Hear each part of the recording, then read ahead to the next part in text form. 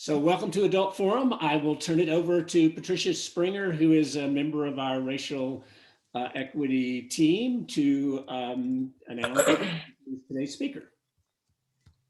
Okay, thank you. It's and my mic's on, yes? Okay, good. I'm so glad that you're all here. This is going to be a wonderful presentation. I think some of you were here the first time Lottie spoke with us. She was with 3 people, and today it's all Lottie all the time. So I will introduce our speaker. You may have heard her on NPR, or you may have read about her in the Denver Post. Lottie is a retired financial strategist and the founder of reparationsforslavery.com, a portal for white families wishing to walk the path of racial healing through making reparations. Lottie serves on Coming to the Table's reparations working group and is a founding donor of the Denver Foundation's Reparations Fund. Lottie was recently featured in a Denver panel discussion on reparations and overdue conversation. So I'll hand it over to you, Lottie. Patricia, thank you very much. And Rush and Larry and everyone. And it's great to be back. And I really appreciate this opportunity to sort of expand the discussion about reparations for slavery. So I'm going to go right, since we've got a packed day, so I'm going to go right into my presentation. So stand by and I will get that up on the screen. So stand by a second. All right, Patricia, I'll ask you, can you see my screen there? Yes, I hope everyone else can too, a full screen. Yep. Everybody see a full screen? All right, fantastic. All right, well, I'll go right into our agenda for today. So we're going to do a presentation today, and we're going to, now some of you may have attended our last presentation, and you'll see some of the same material. So like, for instance, Marilyn, you could take a nap during that part. But we're going to expand our discussion of systemic racism, of slavery, and also just looking at the racial wealth gap more in depth, using my family background as a backdrop. We're also going to look at the Christian church's role briefly in the perpetuation of slavery, but also steps many Christian churches are taking to start working in the movement for reparations. So after the presentation, we'll have time for Q&A. And then I'm going to ask you guys to get a little bit of paper. We're going to do a contemplative writing exercise for 5 minutes, and then have a breakout session to discuss what we've been thinking about. All right, and then we'll have concluding remarks, and that'll be it. So we'll be together for about an hour and a half. All right, before we begin, I'd like to get a simple definition of reparations on the table. Reparations is the simple idea that redress is due to African Americans for many, many years of systemic racism. So this includes 250 years of enslavement, 75 years of legal barriers to Black economic progress, including Black codes and Jim Crow laws, and another 50 plus years of struggle for the basic civil rights that most white people take for granted. Now, it's convenient to think that was, that was so long ago. We've had the civil rights movement. Why can't African Americans just get over it? Reason is pretty simple. My feeling after researching my own family's complicity is that slavery really didn't end. It's just merely evolved into a complex system that nearly guarantees that white people will have better opportunities for success than Black people. That simple. Now, as a descendant of people who created and benefited from the institution of slavery, I developed this map so that I could begin to study how racism affects my daily life in each of the areas listed to the left. Then my hope is that I can find ways that I can begin to unwind the harm that my family's created. Now, we don't have time to review all of these areas today, but I call these the vectors of economic racism. Now, I'm at the very beginning of my journey, but I've already found plenty of evidence. Racism is codified in our laws. And I found that almost nearly half of all states still refer to slavery in their constitutions.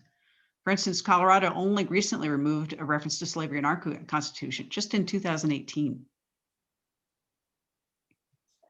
It's codified in our tax system where property taxes are higher in Black neighborhoods, yet there's rampant disinvestment in these same areas, infrastructure.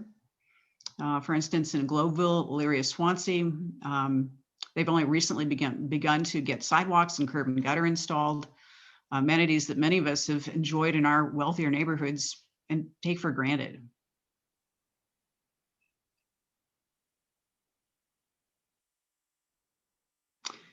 Racism shows up as unequal access to resources as simple as food.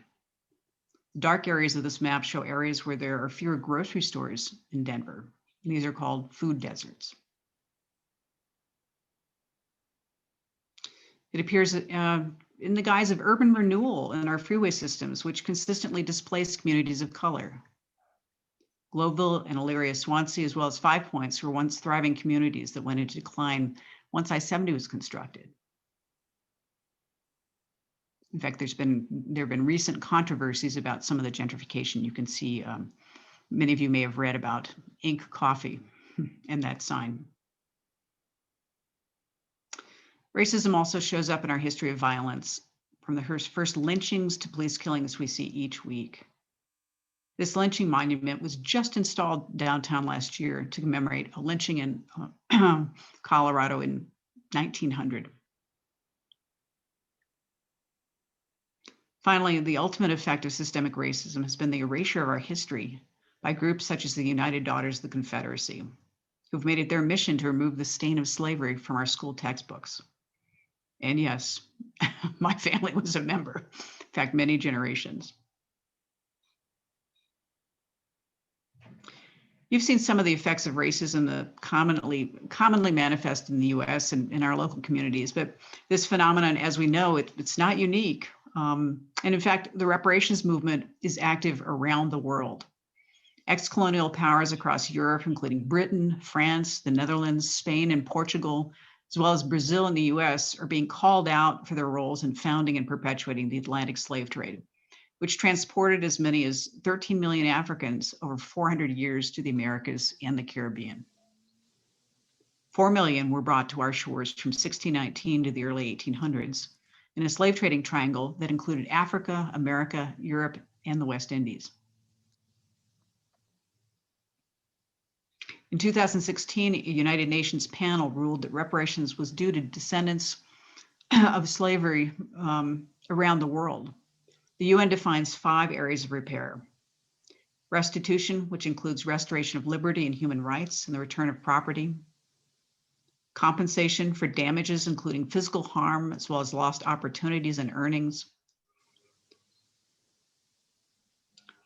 Rehabilitation from the health and psychological effects of enslavement and institutional racism. Satisfaction or the cessation of human rights violations and abuses, the establishment of truth-seeking commissions, public apologies, and the establishment of sites to commemorate the history of enslavement. Finally, guarantees of non-repetition, the reforms needed to ensure the prevention of future abuses. Now, in the US, there are 2 major paths to repair. Most African-American reparations groups are pushing for a national program of reparations. This includes goals for passage of a reparations bill, H.R. 40, created to look at economic redress. Now, this bill has been introduced to the legislature for the last 31 years, but has remained sidelined.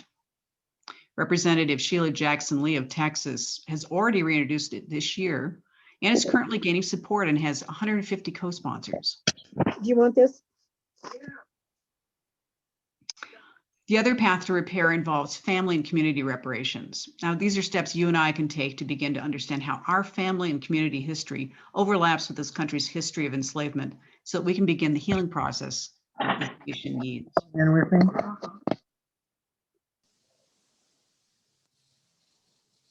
Hey, Carolyn Weiss, close your mic. Today, we'll be talking about 3 principles that can guide us on this path. First, we'll need to be fearless in facing both our country's true history as well as our family's role within it. Next, in view of this history, we'll need to be willing to examine and reimagine our origin stories, or the narratives we tell about our families and communities, especially in regard to race and the generation of wealth.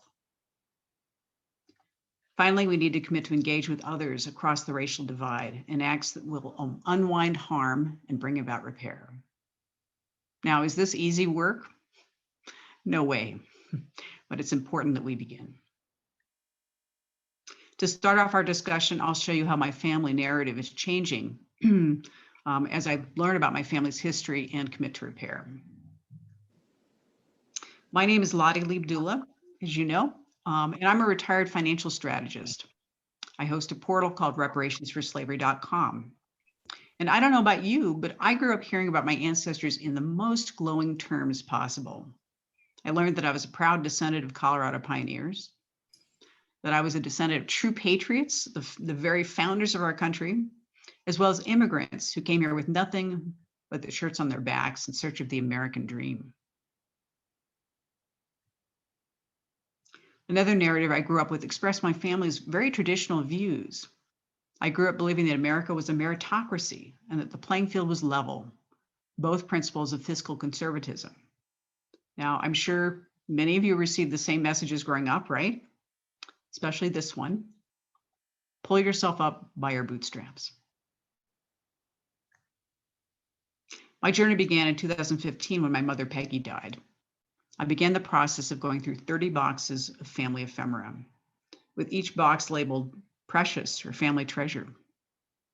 I had nightmares of being buried alive in these boxes, but as I was excited to learn more about my ancestors, whom my mother had described so glowingly. One of the first boxes I opened contained my grandmother, Jeanette Welch's keepsakes. I found all sorts of cool trinkets. For instance, I was delighted to find photos of my grandmother dressed in costume as Robin Hood. And what fun to page through her 1907 Smith College yearbook and see her suited up in a Victorian basketball uniform. I found that she had belonged to all sorts of quaint social clubs. And it was thrilling to realize that these early experiences formed my grandmother's lifelong passion for the arts, passions so many in my family share. But I also made a discovery that took my breath away. My grandmother had been a member of the KKK social club, as well as the Orangemen, two groups steeped in hate and racism. My initial joy turned to horror. With some trepidation, I started going through my grandfather, William Paxton Carey's things. Now, he had been a beloved judge, famous for his fairness. Surely there'd be nothing in Judge Carey's belongings to give me pause about my heritage. I hoped anyway. I was amazed to find some mid-19th century daguerreotype photos, and with them, a nondescript looking little black book.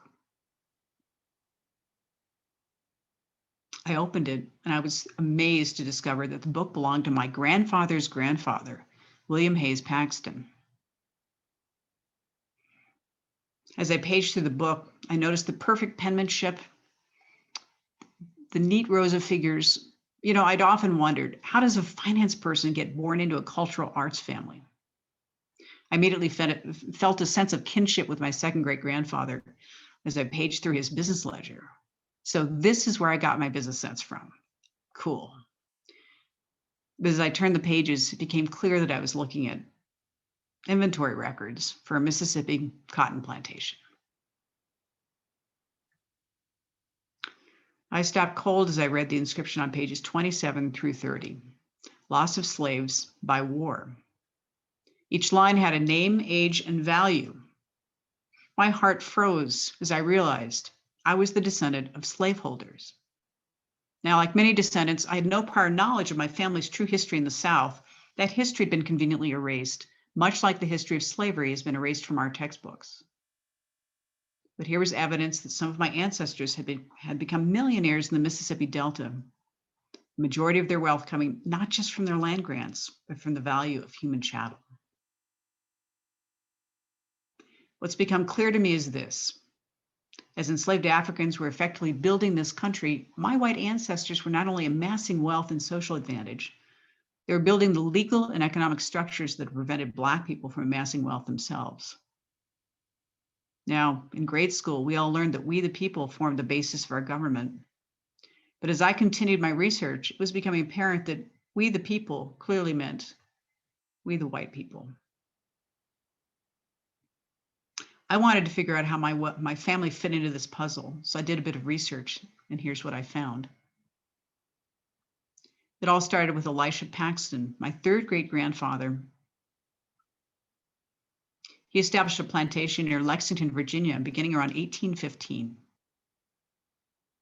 From the late 1820s on, Elisha used profits from his plantation to send 6 sons to college. Most of them attended Washington College, which is now Washington and Lee University in Lexington, Virginia. Yes, that Lee. At least 4 sons earned law degrees. In the early 1830s, several of Elisha's sons, including my second great-grandfather, moved to the Mississippi Delta near Vicksburg. There they set up a law practice with their uncle, as well as multiple cotton plantations, the same ones that were detailed in that ledger. This uncle, Alexander McNutt, became governor of Mississippi in 1837. He was a colleague of Jefferson Davis, future president of the Confederacy. Here are some 19th century maps of those plantations on Deer Creek near present-day Arcola, Mississippi. Now, most of these plantations eventually went bust, and my second great-grandfather, William, lost his shirt. But it didn't matter because he could still rely on his law practice to earn a living, and he became wealthy. Now let's look at one of the adjoining parcels. Bolin Lucas and Jim Collier had both worked the Paxton plantations. Bolin Lucas, as an enslaved man, had been the Paxton's trusted slave driver, while Jim Collier was a white overseer. After emancipation, they went into business together, bought a nearby parcel, and began farming. Jim Collier soon died. Upon his death, his estranged wife sued for possession of the land, and since Bolin Lucas was illiterate, Jim Collier's wife was able to deceive him and seize that land.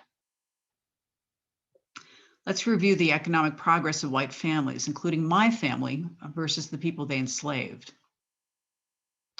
My family receives many, many land grants in Virginia, Mississippi, even here in Colorado, Alabama, many other states. Enslaved people can't own land before 1865. Even from 1866 on, when they become eligible to apply for land grants under the Homestead Act, less than 2% of land grants are awarded to freed slaves.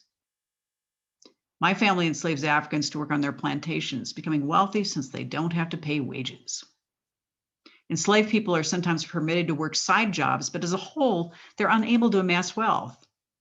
Even after emancipation, Black codes and Jim Crow laws restrict how much money they can earn and how far they can travel.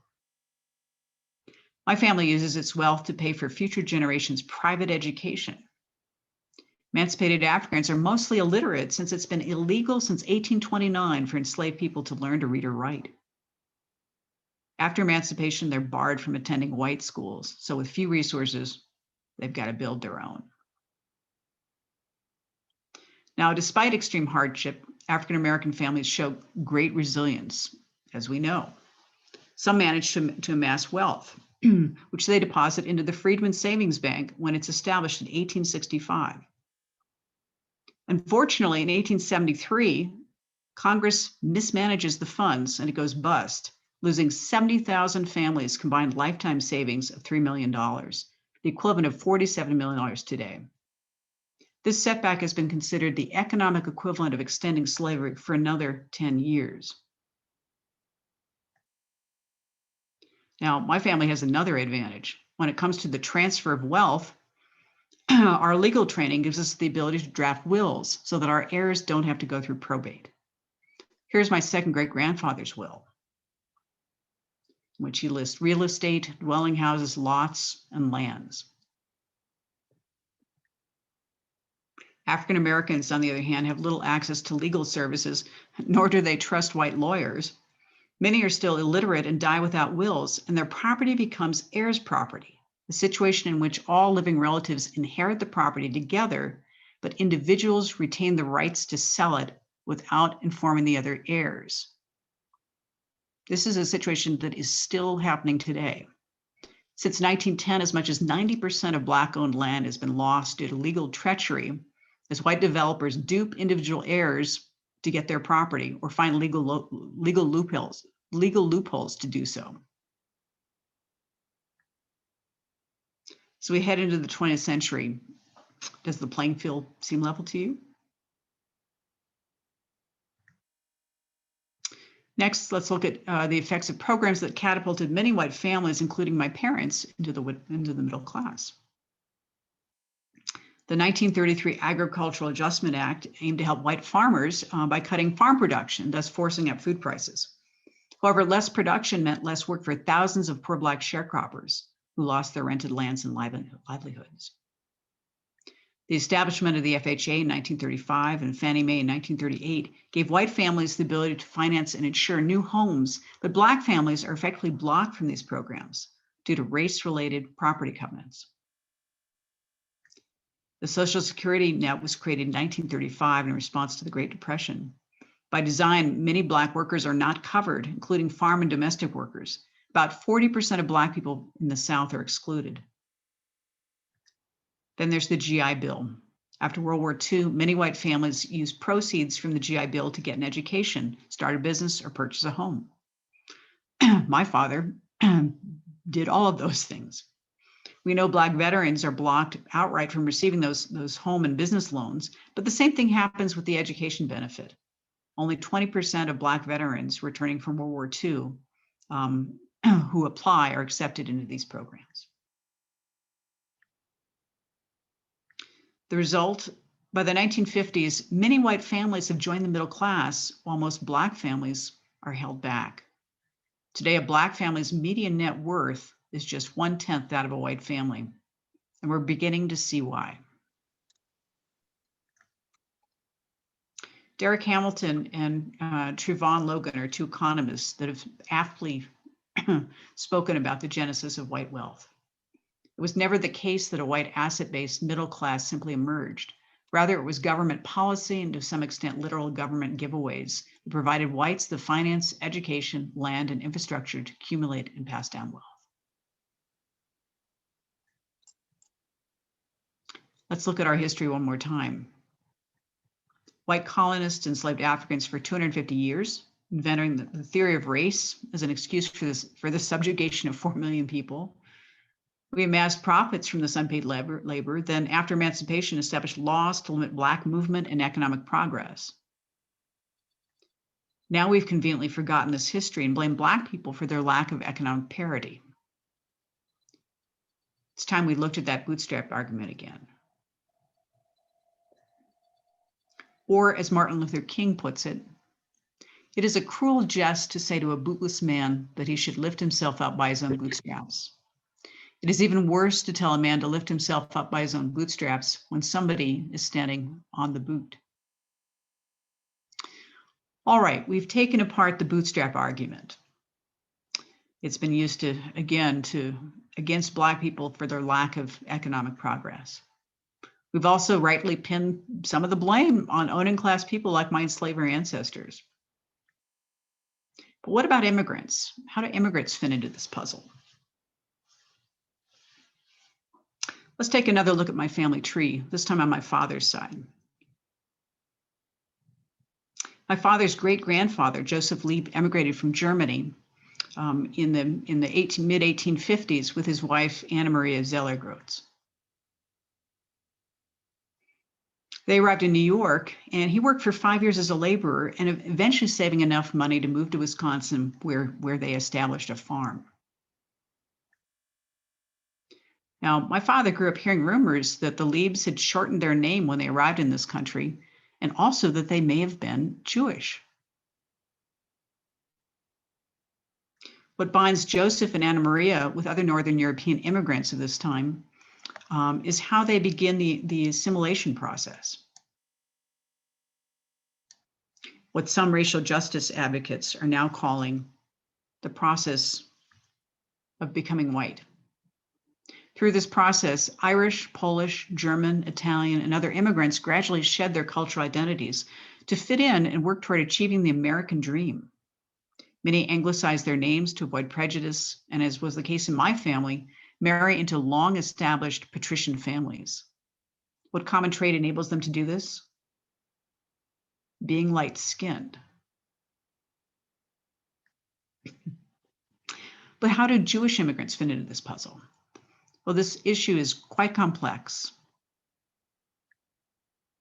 On the one hand, Jewish people and African Americans are both known for their resilience and accomplishments, despite intense and unrelenting oppression. On the other hand, Jewish people who flee persecution in Europe and gradually ascend to the middle class in America also share some of the benefits many ascribe to whiteness, though not all identify themselves as white. A colleague of mine, British author Thomas Harding, has had a recent experience that perfectly illustrates this paradox, the same paradox that many of us face with our ancestry. His Jewish ancestors fled Germany, leaving their home to escape Nazi persecution. A few years ago, Thomas was researching his heritage and discovered that the house his family had left near Berlin was still standing. Thomas met with the German family who now lived there. They acknowledged the crime and gave Thomas back his family's historic home. In effect, Thomas received reparations, much like we're discussing today. Now, this is possible because of the German admission of guilt in the Holocaust, an admission that the US has not made with respect to the crime of 250 years of slavery. More recently, Thomas was researching another line of heritage. In the early 1800s, his family had started one of the largest catering companies in the world.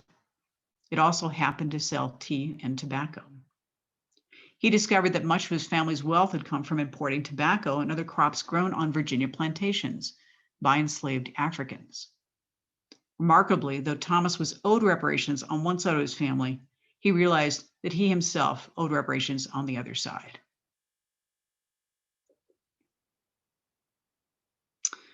But how do so we've looked at how the Jewish faith may fit into this question, but how do our Christian faith communities fit into the puzzle? As you're well aware, Christians, many fleeing religious persecution in England and elsewhere, also migrate to our shores, beginning the process of colonization. Their ranks include both Catholics and Protestants and their many offshoots. Another paradox soon emerges. While firmly standing for principles of religious and economic freedom, many of these divergent religious movements also support the enslavement of Africans. My 10th great grandfather, George Calvert, for instance, receives permission from the King of England to found the province of Maryland. He's awarded a substantial land grant to do so. In 1632, he and his sons established Maryland as a safe haven for Catholics fleeing religious persecution in England. However, the Calvert family also seeks to amass wealth and soon sees the economic advantages of planting tobacco. By 1660, the Calvert family passes laws making slavery legal in Maryland, adding a new concept. Unlike in Virginia and other colonies at the time, slaves in Maryland will be considered slaves for life. Tobacco plantations and the business of the slave trade soon become the economic engine of the region. Churches and religious institutions like colleges and seminaries are involved in slavery in a variety of ways. Some, like this church, utilize slave labor to build their houses of worship and campus facilities. Others, like Georgetown University, run plantations as a side business to support their institutions. Crops such as tobacco and the leasing of enslaved people trained in a variety of professions keep the university's coffers filled. However, in 1838, the university has fallen into financial trouble, so the Jesuit priests decide to sell a number of their slaves to cover costs. The slaves are shipped to plantations in Louisiana. The GU 272 is an association of the descendants of those enslaved peoples who are seeking reparations from Georgetown. Finally, others invest with their entire villages, building ships and underwriting slave trading voyages in which slaves and other commodities are traded. While slaveholding is thought to be a Southern issue, the economy of the North is heavily dependent on these commodities. Well, fantastic, right? Okay, so we've learned that our nation's history may be a bit more complicated than we thought. We've learned that white families, regardless of when we arrived, likely have some involvement, either directly or indirectly, with the institution of slavery. Even our faith communities may have participated. Finally, we've learned that the family and community narratives we've told for generations may not tell the whole story. Now, where do we go with this information? What do we do? A really powerful place to start is taking apart and evaluating our origin stories.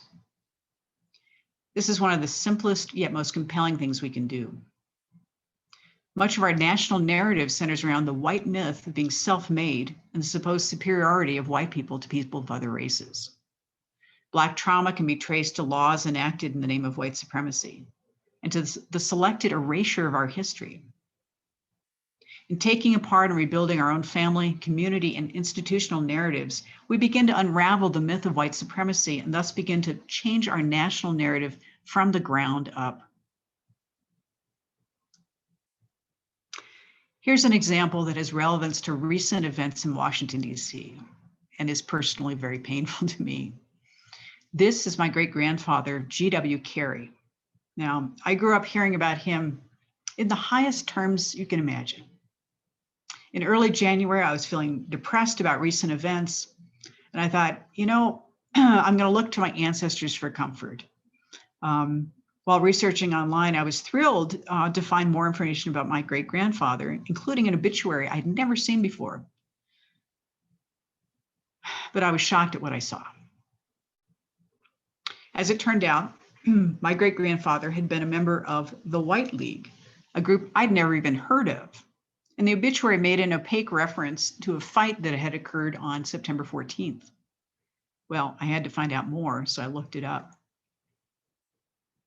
On September 14th, 1874, my great-grandfather participated in a coup to overthrow the Reconstruction-era government in New Orleans.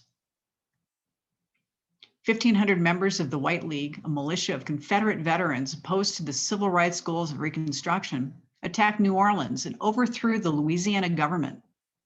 2 years before, a pro-Reconstruction politician named William Pitt Kellogg was elected governor of Louisiana, largely on the strength of his support among African-American voters. That same year, Caesar Carpenter Antoine, an African-American man, was elected lieutenant governor. Now, these people held the State House, Armory, and downtown for 3 days, finally retreating just before the arrival of federal troops who restored the elected government. None were charged in the action, though hundreds were killed. Sound familiar? I'm sorry to say, the story my family has told about my great-grandfather for over 100 years, it's just fiction. I can't really consider my great-grandfather a hero anymore. When I look at what he's done, what he stood for, he helped to uphold the legacy of slavery his entire life. So in order for me to truly commit to repair, the repair this country so desperately needs, in order for me to deeply understand and connect with my Black peers' origin stories, I need to both face our country's true history, and I also need to learn to tell the truth about my own. I need to acknowledge that my ancestors are holding a smoking gun while I've inherited the keys to the kingdom. Therefore, it's up to me to engage in repair. I'll say it again because it's worth repeating. Until white people confront the truth and begin to change our origin stories to match the narratives Black families have been telling for over 400 years, until we begin the truth-telling process, this nation cannot heal from its wounds. Further, all white families, regardless of economic class or immigrant background, we all need to look at our narratives, and all institutions need to do this too.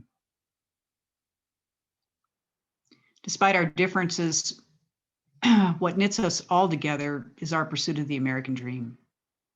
However, buying into the American dream is no different than buying into a business. The balance sheet contains both assets and liabilities. As someone who may have inherited my financial skills from a slaveholding ancestor, I can tell you the liability for engaging in 400 years of systemic racism has now come due. I want to end on a hopeful note about the role faith communities can take in this healing process. I'm just going to let some of these headlines scroll over those of the screen. But over the last year, many churches have begun to investigate their complicity with this country's history of slavery and institutional racism. A number have committed to making reparations for the damage inflicted to African Americans for hundreds of years. Faith communities with strong social justice missions are really in a unique position to lead this effort.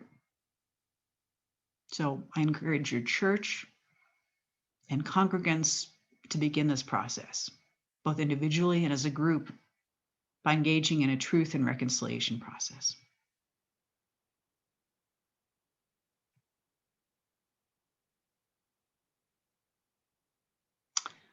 All right, thank you. And thank you. And we'll Thank stop you. for questions. Thank you so much, Lottie. Wow. I did see the first one. I know many of you did, and the parts that you added just underlined the powerful nature of the presentation. Terrific. We will now have some Q&A. And also, I just wanted to mention, when we talk about what the white church can do, those of you who haven't already heard me reference this, there are 2 articles written by John C. Dorhauer, who is the lead minister of the UCC, and they're on our website, our First Plymouth website, excuse me, and they're called "A White Man Talks About Reparations." So our own church, the leaders of our church really want to get involved in this. I really recommend those articles, and I'm happy if you can't find them, email me, I will send you a link, okay? They're easy to read, fascinating, they underline everything that Lottie has said and more. So here's how we'll do Q&A. If you have a question, just please, you can either write your name in the chat, or you can put your question in the chat. And then I'll just facilitate that so that Lottie won't have to be trying to manage watching people raise their hands or reading the chat or trying to figure out who's what. So either put your name or your question in the chat, and then Lottie can answer it. And just to get the ball rolling, I'll ask one, Lottie, to start us off. You mentioned there was the slide about your 10th great grandfather in Maryland. And then you mentioned to me before this presentation started today that you have a partner, a young woman named Brianna in Maryland, an African-American young woman in Maryland, and you found a connection that was interesting. Talk about that. Yeah, Brianna is my partner in my reparationsforslavery.com, my portal that I've created. So she's a young African-American woman. She's 27 years old. I met when she was just 25. And we met, we discovered that we had kind of an affinity for each other. I had made all kinds of arrogant assertions about wanting to start this project. And she pulled me aside and kind of lined me out. And I thought, I'm here to be lined out. Yeah, this is what it's about. All right. And so she agreed to partner with me in the site. And so she does all the racial equity review for the materials. She writes the newsletter. She's put together the library. And I also agreed because one of the things you see as you get more involved in this work is that many African Americans, young people, are just hobbled by an incredible level of student debt. So she, has her master's in international relations. She works in government. I don't have children, but if I had a child, I would want it to be someone like Brianna. I love her. She's just amazing. And so I agreed to help pay off her education debt to establish a relationship of repair. I also helped her start her consultancy. So she, as a 25-year-old, I said, well, I'll pay you $100 an hour to do this work as a gesture of repair. And then you can actually get other clients and let them know that that's your starting rate at age 25, $100 an hour. And she's done it. She has a very successful practice now. So So we were joking. She's been doing some DNA research, and recently we were kind of joking around, which we're always texting back and forth, joking about this or that. And I had never thought to look to see whether I had any relations, any ancestors in Maryland. And I happened to just look in my tree, and I found the Calvert family who established the laws of slavery there. And so it looks very likely that my ancestors probably enslaved hers. So we've hired a genealogist to go ahead and do that. But what it looks like to me is that our ancestors brought us together to work on this project. So I don't want to break down crying, but it's just been every relationship I have has ended up, there's been some sort of connection that is not accidental in doing this work. So all I'll say is just in stepping into this work, an area that I had no prior connection to, interest in, I lived in a white bubble all my life. My life has changed dramatically. And I can't tell you what it's like to just to begin to unwind harm my family has created. So Beautiful. Thanks, Lottie. Am I unmuted? Can you hear me? Yes. Okay, good.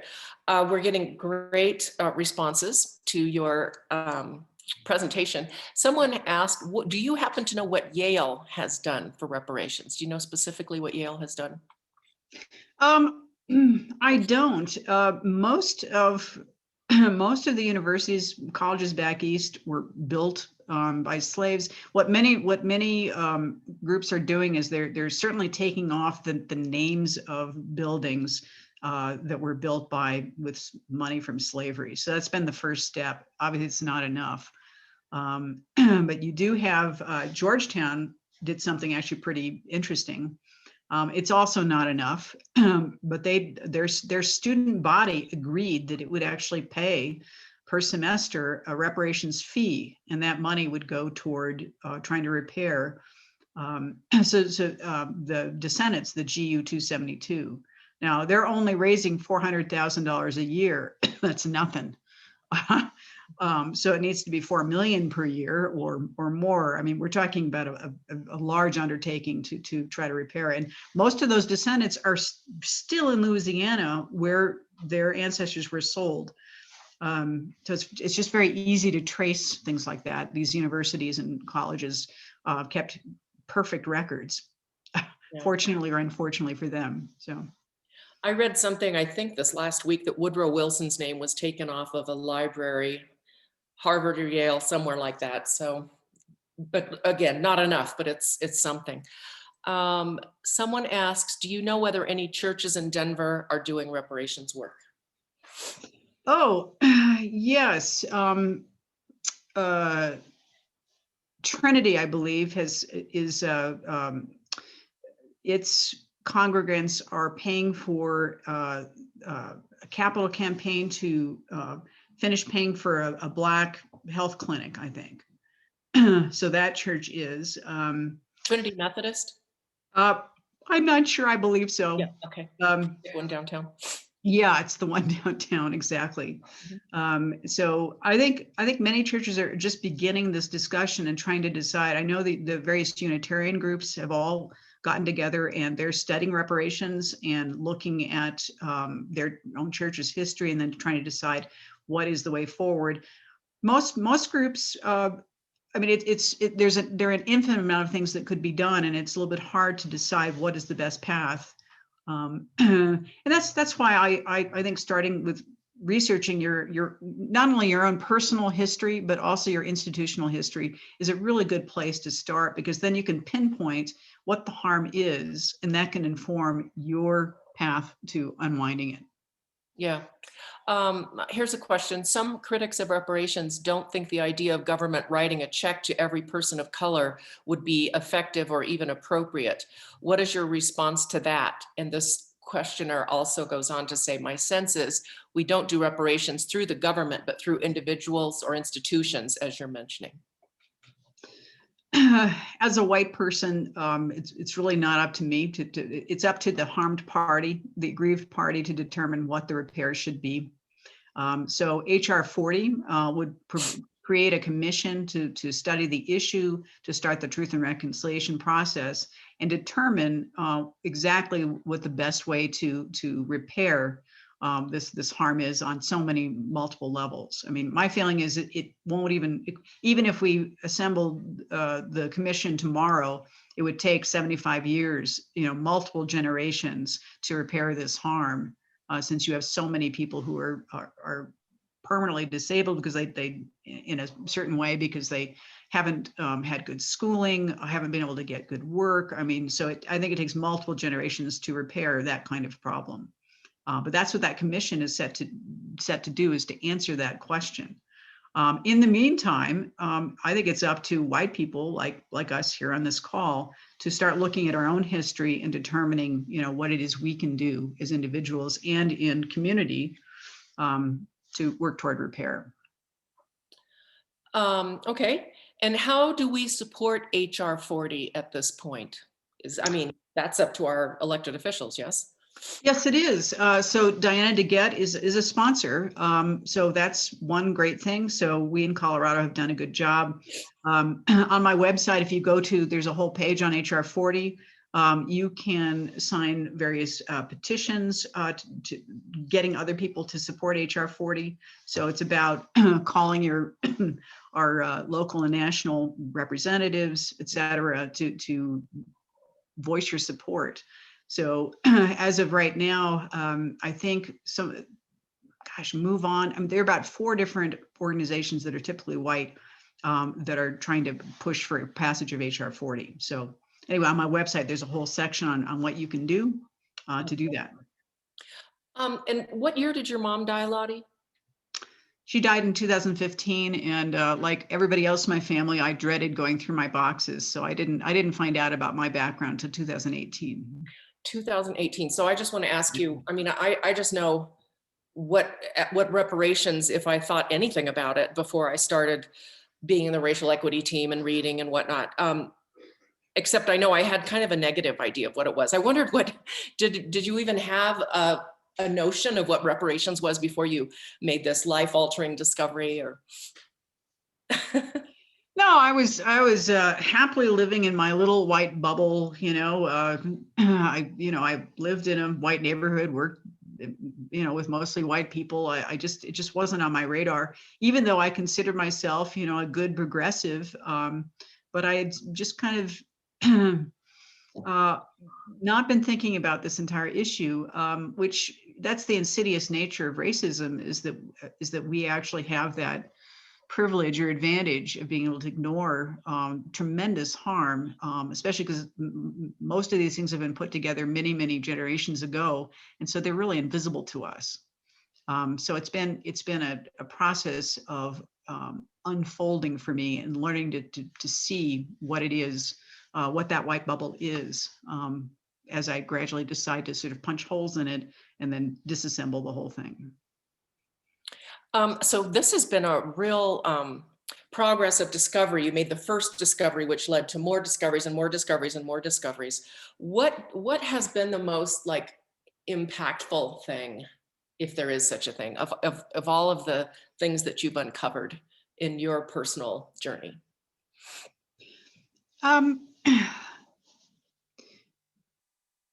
Something that always terrified me was just the idea of letting go of my resources.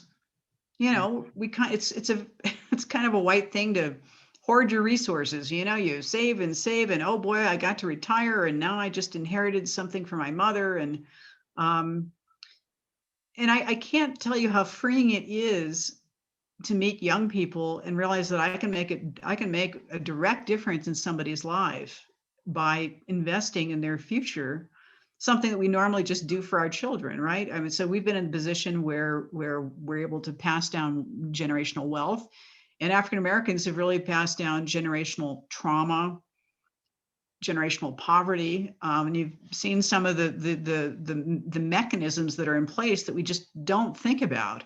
that give us the advantage and a disadvantage to everybody else. So trying to erase that, like for instance, and I love financial modeling and solving little financial problems. And so I thought to myself with Brianna, well, what if I could solve her problem of having the 1/10 net worth issue, and we know what those numbers are. And so my goal for her is by the time she turns 40 is that I've helped her ascend to the middle class, paid off her college debt, helped her buy real estate if that's what she wants to do.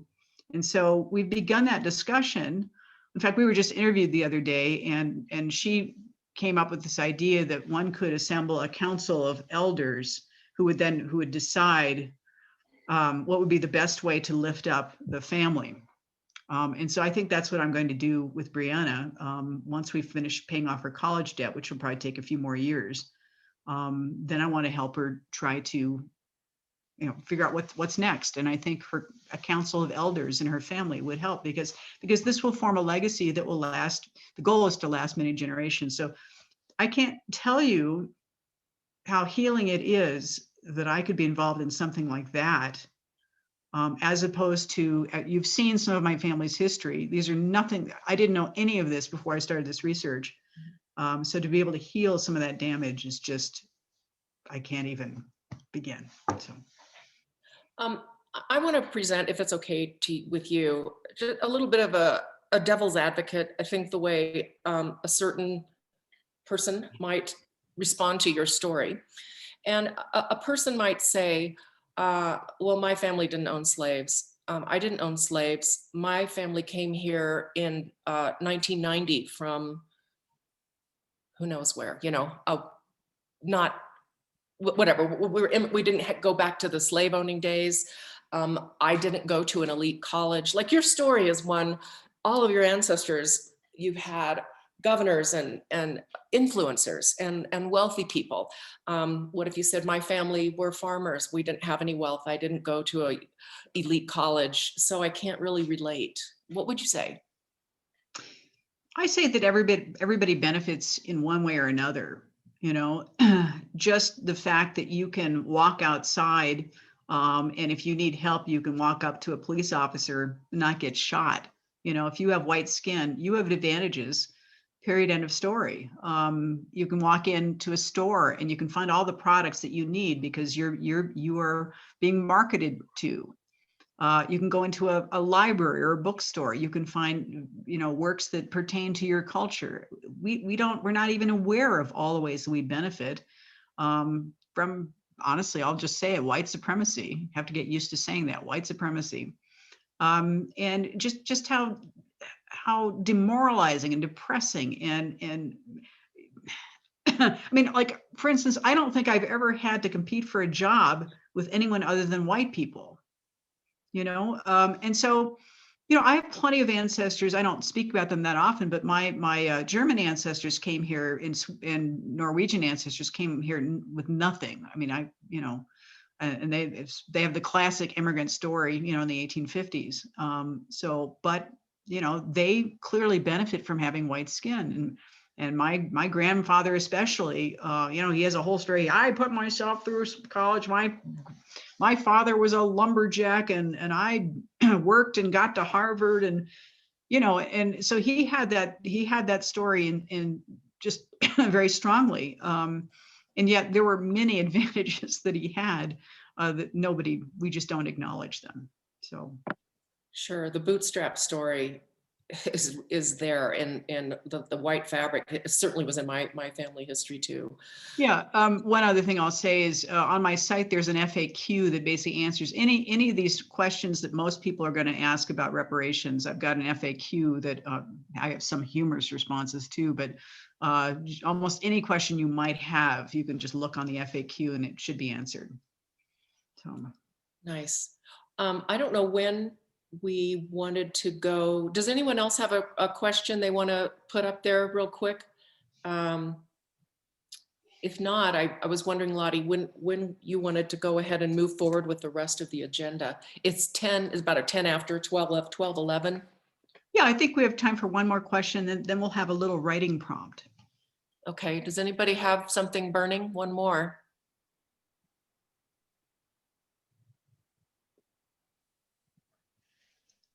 No burning questions. Sometimes we think of them later, you know.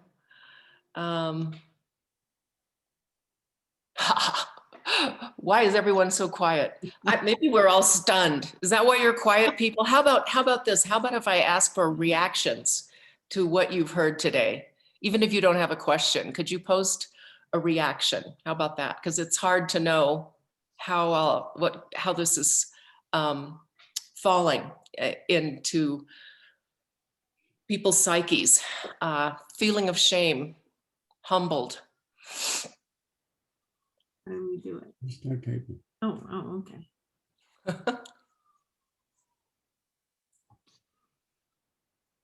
Makes me want to learn more. Definitely. Definitely.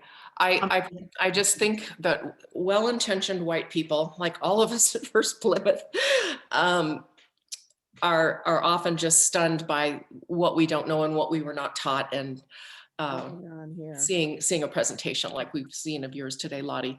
Now we're seeing makes me want to learn more, to work on anti-racism. We all have to do the work. I've heard Lottie twice, and it's mind-opening, the reality, and overwhelmed of what we might and should be doing. Makes me want to do more. How do you know that? I wonder if any of you are surprised, or if it's changed your mind, what you might have thought of reparations to mean before you came today.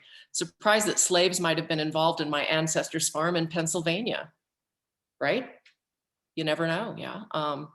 We always thought the North were the good guys and the South were the bad guys, but the North, my gosh, all that wealth, all the banking, that whole industry was formed on racism and whatnot. As a genealogist, I have not found any slave owners yet, but I've been helping a Black friend find out about her ancestors, somebody says. So thank you guys for weighing in. All right, well, thanks. What we're going to do now, we'll take we're going to do a contemplative exercise, and I'm going to go ahead and put the screen back up, and I'm going to have you guys get out some pen and paper. We'll spend about 5 minutes looking at our own family narratives, considering what you grew up hearing, and what sort of questions you might have about those. So I'm going to go ahead and I'll read the prompt, but go ahead and get some paper, a pen, whatever you need, some water, and I'm going to go ahead and put this up on the screen here for a second. And I should say at this time, Larry or Rush, whoever is recording this, this is the part where you can stop the recording. You want the question? Do you want a question recorded? We had the Q&A, so now we're just going on to writing, so it'll just be quiet. Watching it can see it. So you should be able to see the writing prompt up there on the screen. Can you see it, Patricia? Yes, I can. Okay, I'm just going to read it. So, and this is just in the context, given what you read before attending and given my story, in a few lines, describe your family's origin story, the narrative you learned growing up about your family's process of becoming American and achieving prosperity. How might your origin story change as we delve into erased history, specifically the history of enslavement and institutional racism? What questions would you ask your ancestors if they were alive today? So spend about 5 minutes sort of making some notes. And then what we're going to do is we'll get into breakout groups and discuss this for about 20 minutes. So I'll turn the recording off now.